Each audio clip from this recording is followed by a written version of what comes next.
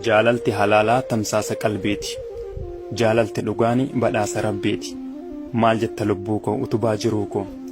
Herreega sammuu koo kennaa rabbi biraa. Qaama koo tas malee yaanni koo si bira.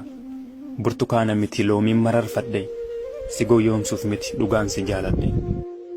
Jaalalaaf jecha kuustee yoom qalbii kiyya raafta. Onnee kee keessa buustee yoom dheebuu na baasta.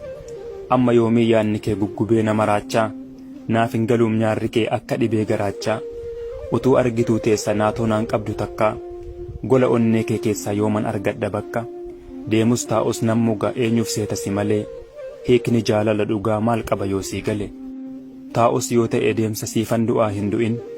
Osoo onnee koo keessaa jaalalli kee hin gu'in. Onnee kee keessa geessi gamoo jaalalaa dhaabi. Qabiitii na jabeessi na fudhuu dhaqii yaabi. Itti dhiisi waa hundaa maal goona warqeef meetii.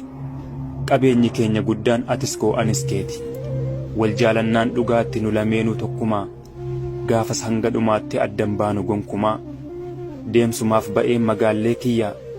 Keessuma taa'ee wallaalee iyya. Siif biyyaa ba'een doonii yaabbadhee. Waardiyyaa ta'een karra dhaabbadhe. Jimma abbaa jifaar jireen manni koo. Malan wallaale maali malli koo. Afaan wallaaleen nama gaafadha. Dhuftaaf shallaaleen karra dhaabbadha. Ijaan na laaltee bakkalcha barii. Biyyaa na baaftee nagattaa tarii.